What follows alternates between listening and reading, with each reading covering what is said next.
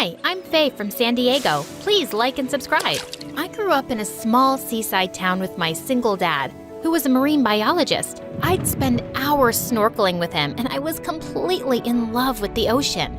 Our life was perfect, but everything changed when I was 10. Dad told me he'd been selected for a team of research scientists headed to the Galapagos Islands. It's a chance of a lifetime, Faye. I'm so excited, Daddy! How soon can we go? Sweetheart, I can't take you with me. You'll be staying with a dear friend of mine, and you'll love it there. A year will be gone in no time. A whole year? And that's how I ended up in San Francisco with my dad's friend, Mrs. Smith, who lived in a huge mansion. I'd never been apart from Dad, and I tried not to cry as he hugged me goodbye. But Mrs. Smith seemed sweet, and she took me up to a lovely room. As she helped me unpack, I opened the closet and I screamed and fell down when a boy jumped out at me.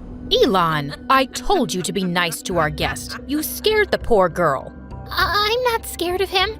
Yeah, you are, scaredy cat. And he pulled my hair and ran off. It turned out he was Mrs. Smith's nephew, Elon, and he also lived here. He was a year older than me and a complete brat. Aunt, I want a helicopter for my birthday. I'm tired of getting stuck in traffic. And he actually got a frickin' helicopter. But when Elon saw it, he went inside and spat on the pilot's face.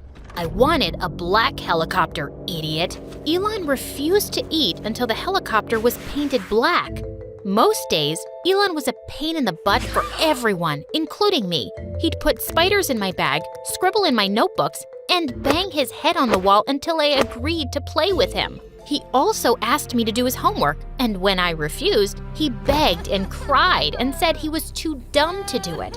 I was so puzzled by his behavior sometimes. But Mrs. Smith told me that he had a condition called ADHD, which made him hyperactive and distracted. And I guess I've spoiled him too. It's so hard for me to say no. But I think you'll be a great influence on him. I wasn't so sure, but I'd put up with him. It was only until Dad came back, except Dad didn't come back. His phone calls stopped coming too. Mrs. Smith told me not to worry, but I couldn't help it. I slipped out onto the porch that night and sat on the stairs, crying. Just then, Elon came and sat next to me. What's wrong, Faye? I want my dad to come back. Why? Don't you like living here? No. You tease me, and you're only friends with me because I do your homework.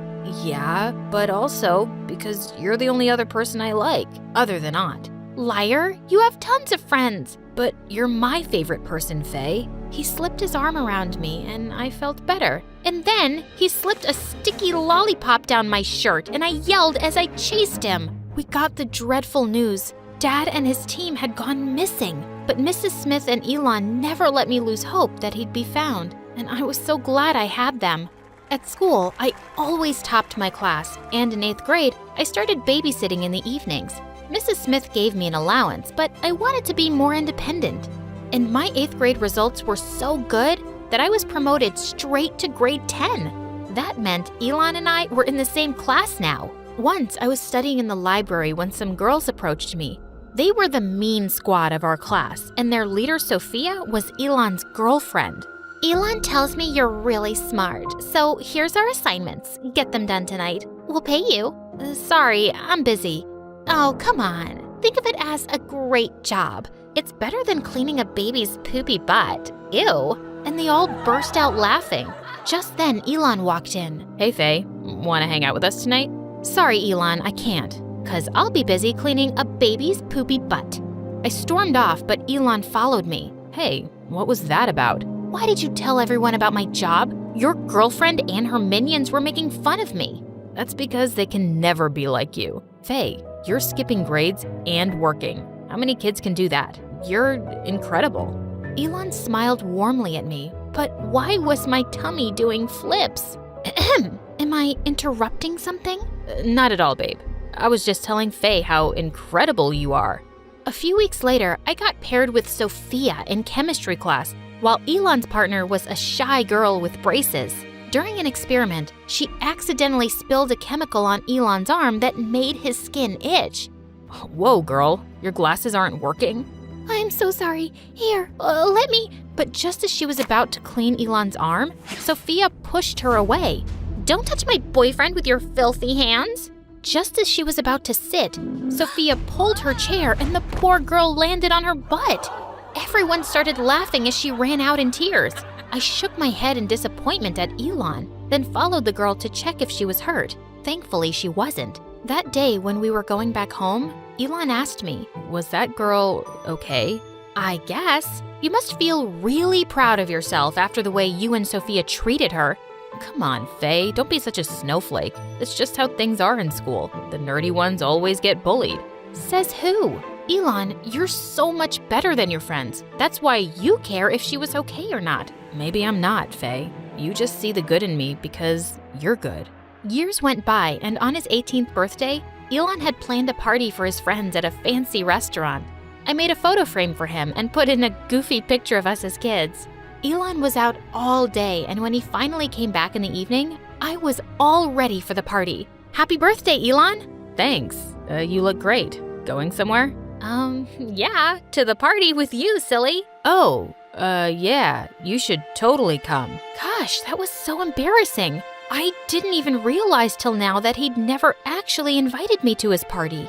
It was too late to back out, and when I reached the restaurant with him, I could see Sophia glaring at me. She wrapped herself around Elon like an anaconda. "Babe, look what I got you." Elon opened her present, and it was the latest PlayStation. "I see Faye also got you a gift. Let's see it." But as soon as he opened it, Sophia burst out laughing. "You call this tacky thing a gift? Where'd you get it from? The dollar store?" "I made it myself." "That's even worse. Gosh, Elon, what are you gonna do with it?" I'll find a place for it. Thanks, Faye. Later that evening, a handsome guy from our class asked me to dance, but out of nowhere, he suddenly tried kissing me. I pushed him hard and he landed right on Elon's cake. "What is wrong with you, Faye? Why are you trying to ruin the party?" "I'm not. He was kissing me even though I said no." Why would I kiss you? You're not even my type. "Elon, I'm not lying. This moron tried to—" Enough, Faye. That's my friend you're talking about. "And who am I, Elon? You're just a nobody living on his aunt's charity." I looked at Elon, who just stared back at me. That's why I didn't invite you. I knew you just wouldn't fit in. Wow, you're such a jerk. I ran out of the restaurant with angry tears. Suddenly, someone grabbed my arm. Faye, why do you always have to be so proper? Why can't you be like the rest of us? Are you trying to make me feel bad for the way I am? I am so disappointed in you. Of course you are. Who could live up to your high standards? You're just too perfect, a saint. But guess what? No one wants to be with saints because they're freaking boring. You're pathetic, Elon. You keep finding excuses to be the worst version of yourself. Elon and I stopped talking to each other, and since I was headed off to university anyway, I left even sooner. I always kept in touch with Mrs. Smith, though, and graduated university with honors. Soon, I started working as a research scientist in my hometown. A year later, I got the most unexpected call from Mrs. Smith's lawyer. He told me she'd married a rich man and moved to London. Elon inherited her property, but she left me $10 million for my research. I had to go to San Francisco to complete the formalities, but I was dreading facing Elon again. To my relief, he wasn't at the mansion when I got there.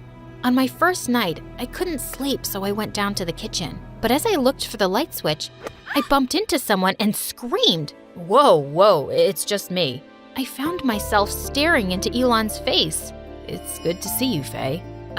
Yeah, ditto. I guess you know why I'm here. I can't believe your aunt did that. Really? You can't? You must have expected it. You two were always so close. I didn't like the way that he said that, so I turned to leave, but he stopped me.